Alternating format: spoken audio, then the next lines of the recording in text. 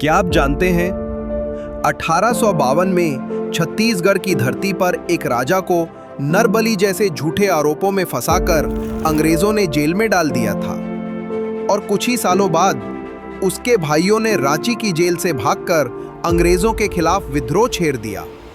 ये कहानी है सरगुजा क्रांति की, एक ऐसी लड़ाई जिसे इतिहास की किताबों ने भुला दिया, लेकिन जिसने जनजाति अस्मिता और आजादी की लौ पूरे छत्तीसगढ़ में जलाई। साल था 1852, स्थान उदयपुर रियासत, जो आज के धर्मजयगढ़ छत्तीसगढ़ का हिस्सा है। यहाँ राजगोंड वंश के राजा कल्याण सिंह शासन करते थे, एक न्यायप्रिय, जनता के प्रिय राजा। लेकिन अंग्रेजों को उनकी लोकप्रियता रास नहीं आई। उन्होंने उन पर नरबली और बगावत जैसे झूठे आरोप लगाकर तीनों भाइयों कल्याण सिंह, धीरज सिंह और शिवराज सिंह को रांची जेल भेज दिया, जिसके बाद अंग्रेजों ने तुरंत हड़प नीति डॉक्ट्रिन ऑफ लैप्स लागू कर दी और 1852 से 1857 तक उदयपुर पर सीधा शासन थोप दिया। लेकिन कैद से बगावत की आग नहीं बुझी।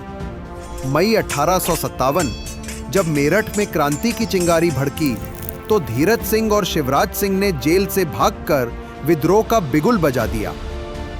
जब वे उदयपुर लौटे, जनता ने उनका स्वागत किया।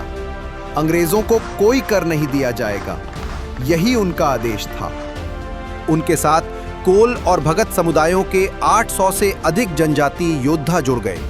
वे जंगलों और पहाड़ियों में छिपकर धनुष बाणों और परंपरागत हथियारों से अंग्रेजों के खिलाफ गुरिल्ला युद्ध लड़ते रहे। ये लड़ाई थी भूमि, अस्मिता और आत्मसम्मान की। लेकिन हर क्रांति की तरह इसकी सबसे बड़ी चोट आई विश्वासघात से।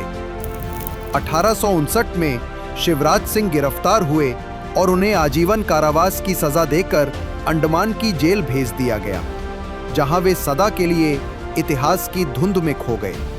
सरगुजा क्रांति केवल एक क्षेत्रीय संघर्ष नहीं था, बल्कि भारतीय स्वतंत्रता संग्राम का भूला हुआ अध्याय था।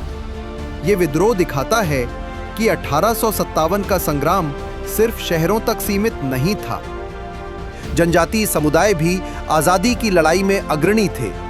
कोल, भगत, खरवार और चेरो जैसे कई समुदायों ने मिलकर अंग्रेजी हुकूमत को चुनौती दी। ये केवल राजनीतिक स्वतंत्रता नहीं, बल्कि भूमि अधिकार, संस्कृति और पहचान की रक्षा की लड़ाई थी।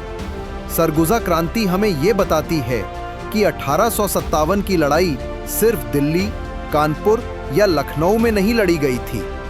ये छत्तीसगढ़ के दुर्गम जंगलों, जनजातीय गांवों और पहाड़ियों की आत्मा में भी जल रही थी।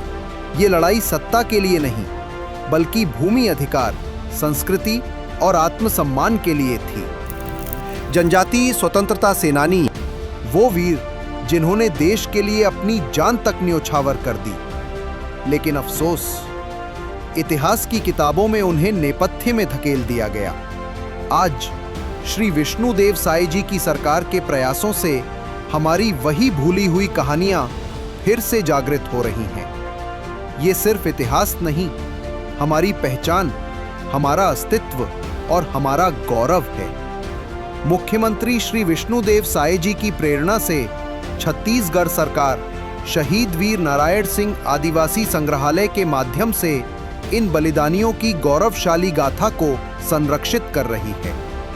अगर आप भी जानना चाहते हैं हमारे उन वीरों की अनसुनी दास्तान, तो यहाँ आइए, शहीद वीर नारायण सिंह जनजातीय संग्रहालय। हमारे उन शूर वीरों को जानिए जिन्होंने आजादी की कीमत अपने खून से चुकाई थी। ये सिर्फ इतिहास नहीं, हमारी पहचान है, हमारा गौरव है।